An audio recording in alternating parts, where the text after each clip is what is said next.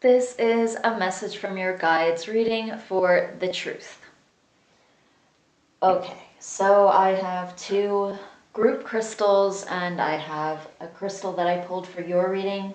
So I'm going to go ahead and use this one that I pulled for yours. This is my Shadakite to surround us in some protective space.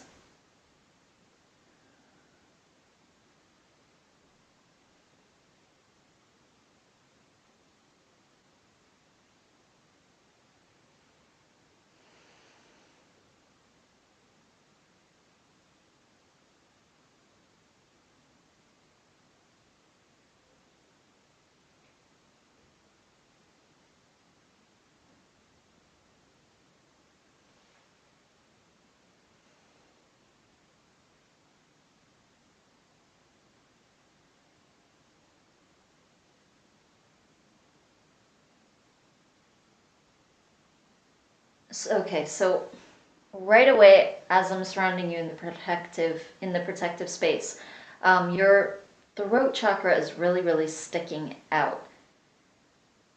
So I'm pretty sure this is a chakra that came up for you at another point in another reading.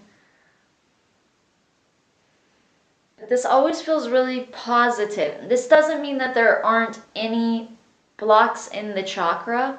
I think most people probably have some blocks in pretty much all of their chakras or most of their chakras, as we're just down here in 3Dville. But this really sticks out. Your guides always seem to, or at least in some of the other readings, one of them, I know they pointed this out, like this is a very strong chakra, but they're pointing it out like it's like the strongest chakra. And even like it's like the most like healthy in a sense chakra, so like the most optimal chakra, or like it's working the most optimally, efficiently, healthily, whatever you want to, however you want to say it. So you're very good at communicating and expressing. Even if in some ways that might be surprising to you because you are kind of intuitive, you are more artistic, so sometimes that can come out as, well, you just have this abstract view about things. I'm pretty sure they mentioned that as well in one of your earlier readings. So obviously sometimes you can maybe feel like you don't fit in, like you don't feel like you really fit in completely to any category. Almost like nothing really fits you completely or like as the whole of yourself. So for that reason, you can almost feel to back away a little bit more. But even that, I feel like, is being true to yourself. That's what they're saying. So they really don't view that in a negative way. A lot of times, like in society, we're taught to like speak out and you have to be seen in a certain way or come across in a certain way to fit in or whatever, or it's seen as negative to kind of pull back. But that just has to do with, you know, different personalities, even different gifts and different views or ways of seeing the world. So it's not always what people think, because people tend to relate that to like a negative thing like fear or something like that. It isn't always fear related. Even if there are some fears there,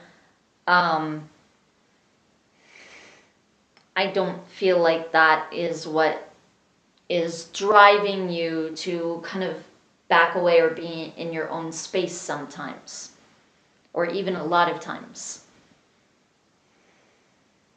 So they're just saying that that isn't something as negative. And they want you to keep on harnessing this chakra. Because one thing that they were showing me was that it almost seemed like they were doing something with this chakra, maybe an activation, I'm not sure. But it almost seemed more like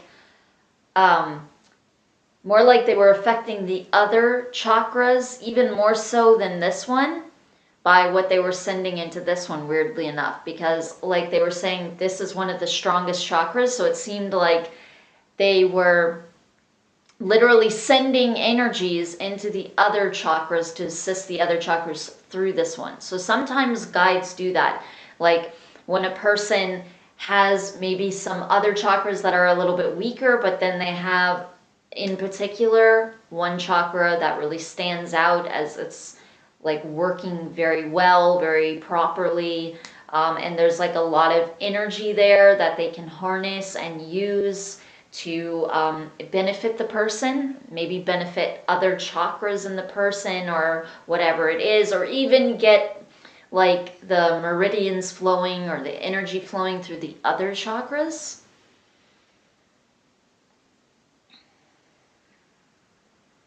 So like the pathways that connect the chakras, in other words, not just the chakras itself. So it feels like there's some clearing that they're doing, and also they're kind of harnessing a certain energy from this chakra to kind of clear out the others. They're also attempting to help you with trusting yourself more. So I feel like that's a little bit of an issue to work on.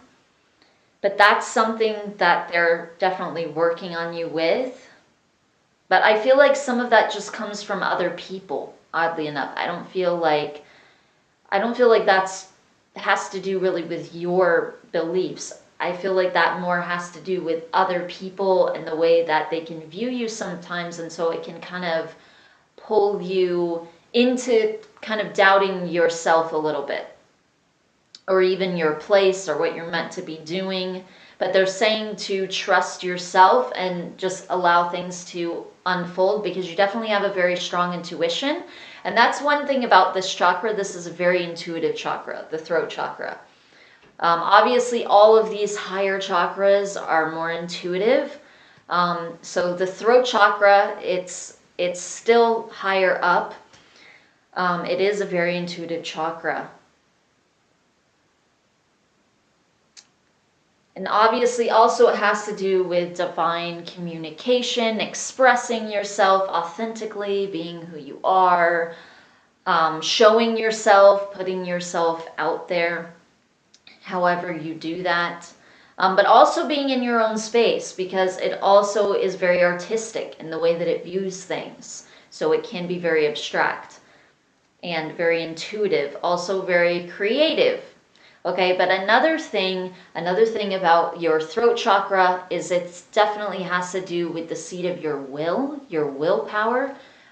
It's a very strong willpower chakra, which makes sense because you're speaking through your throat chakra. It's the area where you're especially expressing yourself. You really express yourself through this chakra, so it makes sense that it would definitely be so kind of tied together with willpower.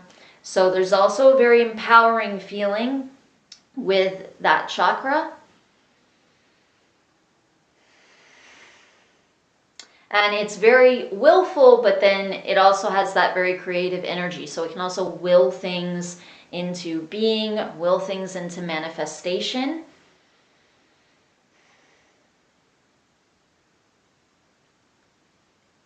Okay, so I'm going to go ahead and get into these other two really quick. We only have a little bit more time, but I'm also they're going to answer the question from your email as well. So this is my sodalite. These are the two group stones. So this is sodalite, and this is actually a throat chakra stone. There's a little bit of third eye energy in there too, but it's especially throat chakra. It has to do with setting boundaries, being very honest and open with yourself and who you are, and communicating that authentically. So again, even if that means that you are kind of a little bit backed up and in your own space because that's where you feel to be, that's still important. That's still being honest with yourself. So it's important to allow yourself to have those feelings as well and kind of be in that space. And that can even be important for recharging and for empathic reasons as well. That's very good to have the ability to recharge and to tune into your own self versus all these outside sources and people, etc. Okay, so this is my zoazite, and this has to do with trusting the universe and also abundance, but kind of in all areas. So this isn't only finances, this is having to do with really every area, being open to the abundance of the universe, trusting the universe, trusting that things are forming into being in our lives in the way that they're meant to. So kind of divine unfoldment in a sense. I feel like this has a little bit to do with the throat chakra as well. Your guides are kind of tying those in. And then my Shadakite here that I showed you earlier, this actually has all to do, not all, but a lot to do with psychic abilities, intuition, clairvoyance, clairaudience, seeing into the future, a lot of different psychic abilities, and also grounding, healing, connecting to earth energies, and specifically healing with earth energies, healing through grounding, meditating, focusing, but again, especially on earth energies. Okay, so when I opened up your email and I was reading that question, there was kind of a weird feeling with that. I wasn't really expecting that because you're talking about people. You keep seeing people, and sometimes when you're dreaming, you're seeing them all of a sudden in different outfits, or you're seeing them in different time periods, and you're wondering where you're going or what's happening because they feel real. And the weird thing is, this actually felt like guides. I don't feel like they're necessarily always appearing to you in the exact way that they would appear out there on their own. Maybe sometimes they do. Maybe sometimes they come through like in their actual authentic form. But sometimes it's like whatever your mind can interpret, they'll come through with that. Especially like in a dream or whatever. It's not like they're appearing to you, you know, out in front of you. You're still seeing it partially through your mind's eyes. So it's going to come in a way that you can observe it, you can interpret it. And then this,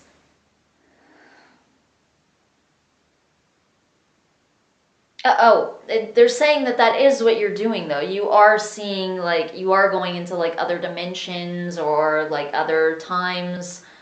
But they're also saying that in a sense that's the same thing, like almost like different times in a sense exist in different dimensions, or almost like different places, but they're still all there, like the past and future.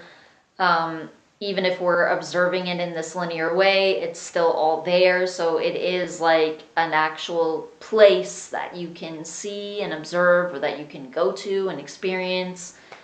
Even if you're not experiencing it anymore, or you haven't yet, but really you are. You are to begin with. You're just not observing it in that way. You're observing it in a linear way. But it's all existing. You're experiencing all of it. But anyway, they're just confirming that is what you're doing. So you were right about that. But then there was one other thing at the very end. I might have to open up your email again.